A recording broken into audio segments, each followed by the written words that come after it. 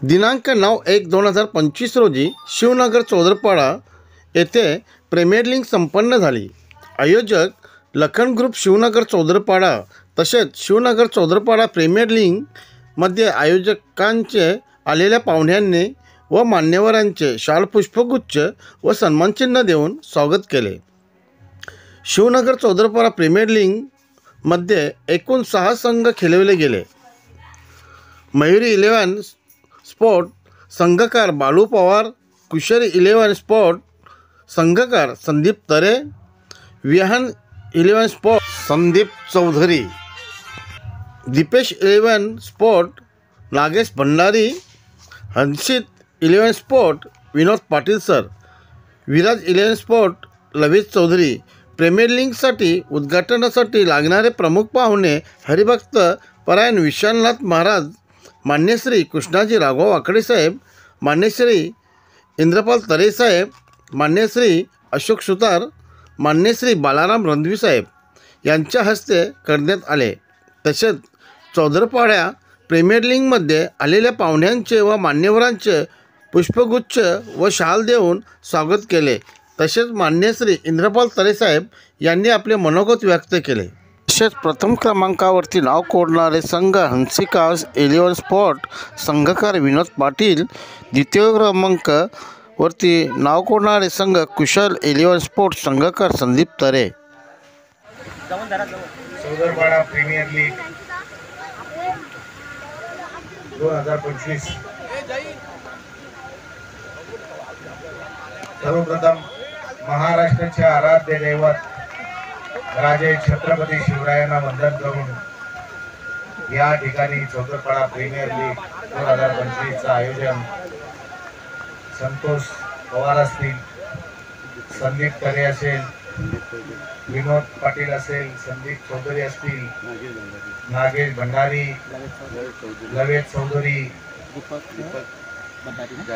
दीपक जाधव, जैन चौधरी व त्यांचे सहकारी यांच्या विद्यमाने या ठिकाणी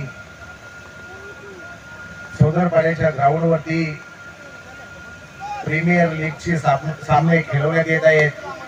सालाबाद प्रमाणे याही वर्षी या सामन्यांचं आयोजन मोठ्या दिमागामध्ये त्यांनी केलेलं आहे। या सामन्यांसाठी जे संघ तयार झाले आहेत गावातील त्या प्रत्येक संघामध्ये असे काही खेळाडू आहेत की जे इंटरनॅशनल प्लेयर होऊ शकतात, अशा पद्धतीचे खेळाडू आपल्या गावामध्ये तयार झालेले आहेत। खरोखर मित्रांनो, ही अभिमानाची गोष्ट आहे की गाव खेड्यावर सुद्धा इंटरनॅशनल प्लेयर घडू शकतात, अशा पद्धतीचे प्लेयर तयार झाले आहेत। परंतु आपल्या या खेळाडूंना त्यांच्या कलागुणांना वाव मिळण्यासाठी काही अडचणी येत असतात, त्यामुळे आपले खेळाडू तिथपर्यंत पोहोचू शकत नाही। ही एक शोकांतिका आहे। खरोखर क्रिकेट हा खेळ जगातील सर्वश्रेष्ठ खेळ आहे। या खेळापाठोपाठ आता आपण बघतो कबड्डीच्या स्पर्धा सुद्धा होत आहेत। फक्त आपल्या भागामध्ये कबड्डीच्या स्पर्धा घेतल्या जात नाहीत, परंतु मागील महिन्यामध्ये मी कालवार येथे कबड्डीच्या स्पर्धेला गेलो होतो।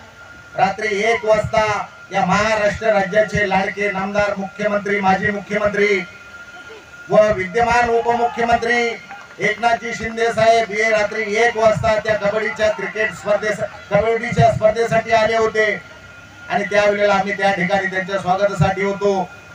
खरोखर आपल्या भागामध्ये सुद्धा क्रिकेट प्रमाणेच कबड्डीच्या स्पर्धा सुद्धा व्हायला पाहिजेत आणि कबड्डीचे संघ सुद्धा तयार व्हायला पाहिजेत, परंतु आपल्या भागामध्ये कबड्डीच्या संघ तयार करण्यासाठी कोणी तयार होत नाही। परंतु यासाठी आपल्या भागातील तरुणांनी पुढाकार घ्यायला पाहिजे आणि कबड्डीचे संघ तयार करायला पाहिजेत आणि कबड्डीच्या स्पर्धा सुद्धा आपल्या भागामध्ये भरवल्या पाहिजेत असं मला वाटतं। आज या ठिकाणी आपण बघतो प्रीमियर लीगच्या ज्या सामने खेळवण्यात येत आहेत, या सामन्यासाठी जो लागणारा खर्च आहे त्या खर्चाची तरतूद हे संतोष पवार असतील व त्याचे सहकारी असतील, हे सर्व या सामन्यांची खर्चाची तरतूद करत असतात आणि त्यांना काही गावातील तरुण मंडळी गावातील प्रतिष्ठित मंडळी त्याला हातभार लावण्याचं काम करत असतो आणि अशा पद्धतीने हे सामने प्रत्येक वर्षी पुढे चालू राहणार आहेत।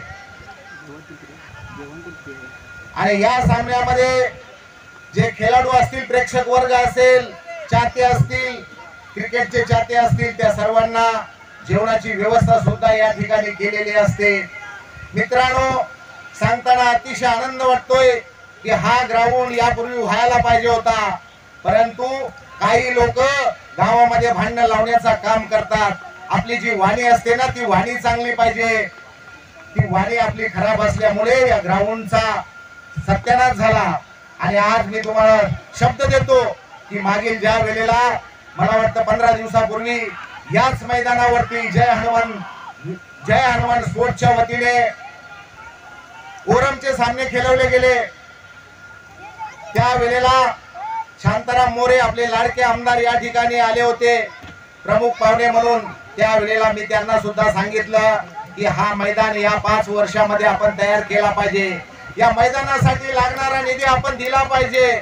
त्याचबरोबर आणि आपला जो ब्रिज आहे, सोनाली आणि शिवनगरला जोडणारा जो ब्रिज आहे, त्या ब्रिजचं सुद्धा काम आपण केलं पाहिजे असं मी ते शांताराम मोरे साहेबांना सांगितलं। आणि त्यांनी त्यांच्या भाषणामध्ये सांगितलं की तरे साहेब, आपल्याला आपल्या हातामध्ये 5 वर्ष आहेत, या 5 वर्षामध्ये आपण नक्कीच हे तुमचा मैदानाचं काम असेल किंवा हा दोन्ही गावांना जोडणारा जो ब्रिज असेल, पूल असेल, त्या पुलाचं सुद्धा काम आपण या वेळेला करणार आहोत।